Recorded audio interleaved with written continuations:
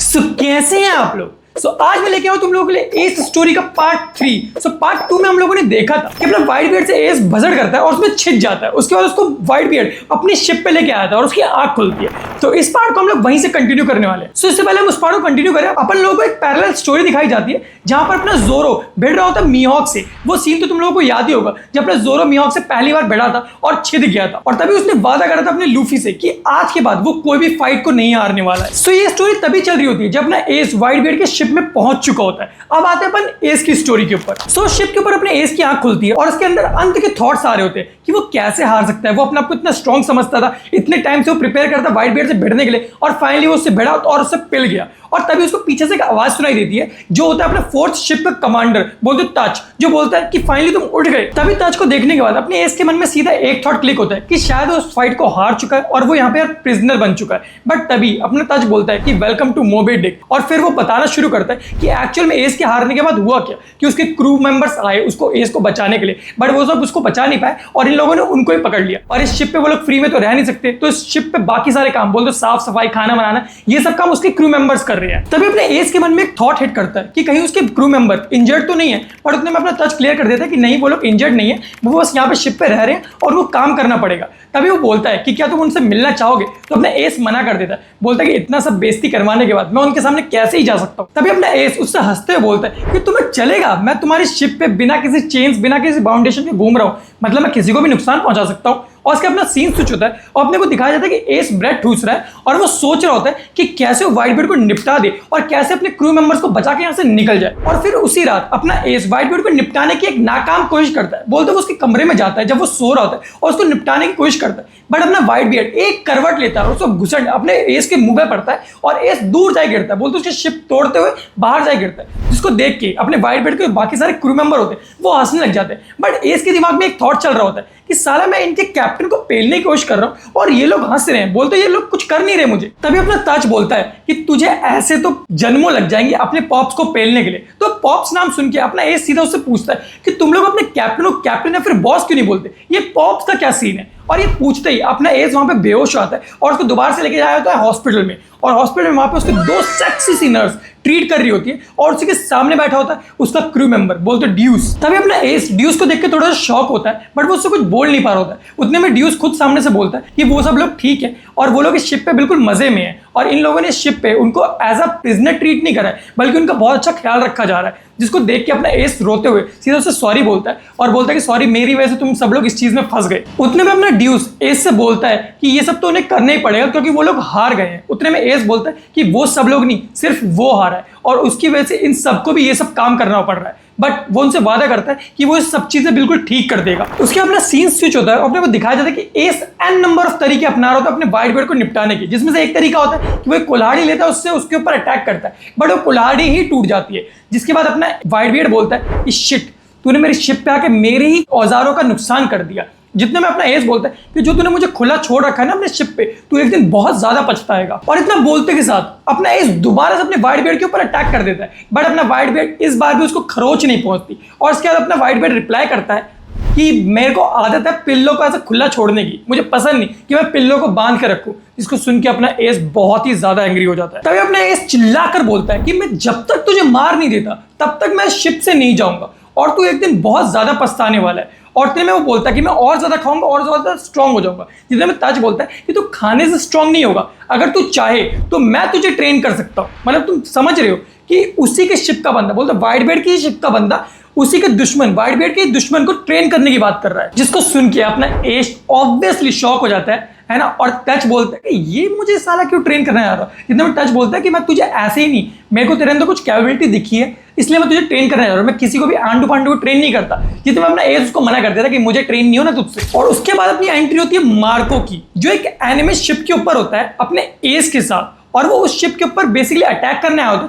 क्योंकि वो जो शिप होता है वो उनकी टेरिटरी में एंटर हो चुका होता है और बेसिकली वो एक पायरेट शिप ही होता है। उसके बाद अपना एस और मार्को उनसे लड़ाई करने वाले होते हैं। उतने बाकी जो शिप मेंबर होते हैं, मतलब जो एनिमे शिप के पायरेट्स होते हैं, वो पहचान लेते हैं मार्को को कि भाई ये तो फर्स्ट कमांडर है उसका व्हाइट बियर्ड का, बट वो एस को नहीं पहचान पा रहे होते हैं। तभी वो सारे क्रू मेंबर अपने एस के ऊपर अटैक कर देते हैं, बट एस उनको चुटकियों में निपटाया था और बोलता है कि मुझे इनको जल्दी से निपटा के शिप पे जाना है वापस और व्हाइट बियर्ड को दोबारा से पेलने का कार्यक्रम शुरू करना है। बट उसके बाद उस शिप का कैप्टन आता है जिसको पेलने में अपने एस को काफी दिक्कत हो रही होती है, जिसको देख के मार्को बोलता है कि तू पॉप्स को कैसे ही पेल सकता है भाई, जब तू इसको नहीं हरा पा रहा। और उसके बाद मार्को उसको कुत्ते के साथ भी कंपेयर करता है, जिसको सुन के अपने एस को बहुत गुस्सा आता है और वो किसी तरह उस कैप्टन को हरा देता है। उसके अपना सीन स्विच होता है और अपने को दिखाया जाता है कि अपने एस फाइनली ट्रेन करा है टच के साथ। तो एस को ट्रेन करता हुआ देख के जो व्हाइट बियर्ड के बाकी सारे क्रू मेंबर्स होते हैं वो अपने एस का मजाक उड़ा रहे होते हैं कि क्या टट्टी बंदा है ये, कैसे ट्रेन कर रहा है, कैसे हराएगा वॉप्स को, इसको सदियां लग जाएंगी। उतने में अपने टच अपने एस को सिखा रहा होता है हाकी के बारे में, और तभी अपना एस यूज करता है अपनी ऑब्जर्वेशन हाकी को और मात्र एक घुसड़ में इस जिराफ जैसे दिखने वाले बंदे को निपटा देता है, जिसको देख के अपने व्हाइट बियर्ड के जो बाकी सारे क्रू मेंबर होते हैं और खुद टच वो खुद ही सब लोग शॉक हो जाते हैं। उसके अपना सीन स्विच होता है और अपने को दिखाया जाता है फूड वैलेट करके एक आइलैंड, जहां पर दिखाया जाता है अपने ब्लैक बियर्ड को, बोलते मार्शल डी टीच को, जो अपने टच के साथ बैठ के कोई कन्वर्सेशन कर रहा होता है और उसे रिक्वेस्ट कर रहा होता है किसी चीज पे मनाने के लिए। और तभी वो अपने एस से बोलता है कि मैंने सुना कि तू अगर पॉप से 100 बार हार गया तो तू उनका क्रू को ज्वाइन कर लेगा, जिसको सुन के अपना एस आग बबूले आता है, बोलता है ऐसा किसने कह दिया। फिर अपने टच बताता है कि ये ह्यूमर उसी ने फैलाया है, जिसके बाद अपना ब्लैक बियर्ड बोलता है कि तू 100 में से ऑलरेडी आधी बार तो पिल चुका है और तू स्टिल अपने पॉप से उनका डल फ्रूट यूज नहीं करवा पाया, जिसको सुन के अपना एस बहुत ही ज्यादा गुस्सा होता है और बोलता है कि देखियो जल्दी ही मैं उससे डेविल फ्रूट यूज करवा दूंगा, बोलते उसका गोरा गोरोनोमी अर्थक्वेक डेविल फ्रूट। तो अपने रात का सीन दिखाया जाता है जहां पर वो तीनों बैठ के डिस्कस कर रहे होते हैं और अपना ब्लैक बियर्ड बताता है अगर तुम्हें कोई डेविल फ्रूट चाहिए तो उसके लिए तुम्हें उसके यूजर को मारना पड़ेगा और वो डेविल फ्रूट फिर दुनिया में किसी जगह पे वापस आ जाएगा। और अपने टच बोलता है किसी डेविल फ्रूट के लिए अपने क्रू मेंबर को हानि पहुंचाना इज नॉट राइट। तभी एस उसे टोकते हुए बोलता है कि हाँ बट मैं इस क्रू का मेंबर नहीं हूं तो मैं व्हाइट बियर्ड को निपटा सकता हूं। उतने में अपना टच बोलता है कि कितने दिन तक, कुछ और दिन बस। उतने में अपना ब्लैक बियर्ड एक और रूल समझाता है जो व्हाइट बियर्ड के क्रू का रूल होता है। बेसिकली उसके क्रू में ये रूल होता है कि अगर किसी बंदे को डल फ्रूट मिला तो वो बंदा उस डल फ्रूट को यूज कर सकता है, बोलते उसको कैसे भी यूज कर सकता है वो बंदा, भले वो उसे खा ले या फिर किसी को दे दे, वो उसकी रिस्पॉन्सिबिलिटी है। तभी अपना एस ब्लैक बियर्ड से पूछता है कि क्या कोई ऐसा डल फ्रूट है जो तुम खाना चाहोगे, मतलब तुम्हें कोई डल फ्रूट की नीड है। तो अपना ब्लैक बियर्ड बोलता है हाँ तुम जानना चाहोगे। तो अपना एस मना कर देता है। उसके बाद फिर अपना ब्लैक बियर्ड बोलता है कि एक डेविल फ्रूट है जो दुनिया में हर कोई पाना चाहेगा। बट तभी अपना टच बोलता है कि मुझे पता है कि तुम किस डेविल फ्रूट की बात कर रहे हो। तो अपना ब्लैक बियर्ड बोलता है हाँ मैं उस डेविल फ्रूट के लिए पूरी जिंदगी भर वेट कर सकता हूँ। और फिर बोलता है क्लियर डेविल फ्रूट, बोलते जो तुम्हें इनविजिबल बना सकता है। अब तुम समझ गए होगे इनका तात्पर्य क्या है। तभी एस वहां पे रखे हुए टैंक से दारू पीने की कोशिश करता है, पर उतने में अपने टच और ब्लैक बियर्ड दोनों रोक देते हैं कि भाई इससे दारू मत पी क्योंकि ये है पॉप्स की स्पेशल ड्रिंक। और फिर अपना एस पूछता है कि स्पेशल ड्रिंक मतलब, तो वो लोग बताते हैं कि अपने पॉप्स ने एक आइलैंड को बचाया था जो कि बहुत ज्यादा गरीब है और अपने हिस्से का वो कुछ % उस विलेज को देते हैं ताकि वो लोग सेलेस्टियल ड्रैगन को दे सके। तो उसके बाद अपने एस के अंदर थोड़ी सी सिंपैथी जागती है कि भाई कितना बढ़िया बंदा है यार। और तभी उन्होंने ये सिस्टम भी निकालता है अपना फ्लैग उस कंट्री के ऊपर लगा के, क्योंकि तुम लोगों को पता होगा कि जो भी एम्परर है अगर वो किसी कंट्री के ऊपर अपना फ्लैग लगाए थे मतलब वो उस कंट्री के ऊपर मरीन्स की भी हिम्मत नहीं होती कि उस कंट्री के ऊपर अटैक कर दे वो लोग। और तुम लोग के लिए क्वेश्चन कि लूफी ने कौन सी कंट्री के ऊपर अपना फ्लैग लगा रखा है बताओ। और तभी ये सब सुन के अपना एस अपने सपनों में खोया होता है कि वो लूफी के साथ है, उसका टाइम बहुत अच्छा चल रहा है। तभी अपना ब्लैक बियर्ड उसको टीज करते हुए बोलता है कि अगर पॉप्स एक सूरज है तो तू एक फायरफ्लाई है, बोल तो पतंगा। बड़ी सारी बात सुनने के बाद अपने एस को थोड़ा सा रियलाइजेशन तो होता है। तो वो अगले दिन जब सब कुछ शांत होता है, पहले वो शांत बैठा होता है, फिर वो व्हाइट बियर्ड के ऊपर एकदम से अटैक कर देता है, बट इस टाइम वो सामने से अटैक करता है, जिसको देख के अपना व्हाइट बियर्ड भी चौंक जाता है कि सामने से कैसे। तभी अपना एस जवाब देते हुए बोलता है कि मैं तेरे क्रू से परेशान हो गया हूँ, भैंस की पूछे तेरे 24 घंटे गुणगान करते रहते हैं, तो मुझे तो जल्दी से पेलना है। बट एक सेकंड बाद ही अपना एस औंधा पड़ा होता है कोने में, जिसके बाद एस के दिमाग में सिर्फ एक ही थॉट चल रहा होता है कि साला वो व्हाइट बियर्ड को कभी हरा भी पाएगा कि नहीं, क्योंकि व्हाइट बियर्ड उसकी पावर डिफरेंस बहुत ज्यादा है। बट तभी अपना व्हाइट बियर्ड उसको मोटिवेट करते हुए बोलता है कि तू धीरे धीरे स्ट्रॉन्ग तो बन रहा है और तुझे मैं खुली चुनौती भी देता हूँ कि तेरा जब मन करे आधी रात सुबह शाम तू मुझ पे अटैक कर सकता है, मैं तुझे रोकूंगा नहीं या फिर कोई भी तुझे नहीं रोकेगा। और उसके बाद दिखाया जाता है कि एस कोने में पड़ा हुआ है और सोच रहा है। और तभी अपने व्हाइट बियर्ड के क्रू के बाकी सारे जो बंदे होते हैं वो एस की तारीफ कर रहे होते हैं फाइनली, और बोलते हैं कि एस ने काफी ज्यादा इंप्रूव करा है और अब वो स्ट्रॉन्ग हो रहा है। और उसके बाद अपना सीन स्विच होता है और अपने को दिखाया जाता है एक आयरन का सीन जहां पर एस और व्हाइट बियर्ड दोनों आमने सामने होते हैं। और इस सीन को ही देख के तुम्हें पता चल रहा होगा कि ये कोई नॉर्मल या फिर साइड फाइट नहीं होने वाली जो अपने एस अभी तक करते आ रहा था, ये कोई मेन बैटल होने वाली है। जिसके बाद अपना एस व्हाइट बियर्ड के ऊपर अटैक करता है, बट अपना व्हाइट बियर्ड उसे डॉज कर देता है। बट अपने व्हाइट बियर्ड को ये फील हो रहा होता है कि अपना एस काफी ज्यादा स्ट्रॉन्ग हो गया है। और उस फाइट में अपना एस ऑब्जर्वेशन हाकी भी यूज कर रहा होता है और एस के दिमाग में एन नंबर ऑफ थॉट चल रहे होते हैं। उसकी सारी ट्रेनिंग जो उसने टच के साथ करी थी, उसका ब्लैक बेल्ट के सारे कठोर वर्ड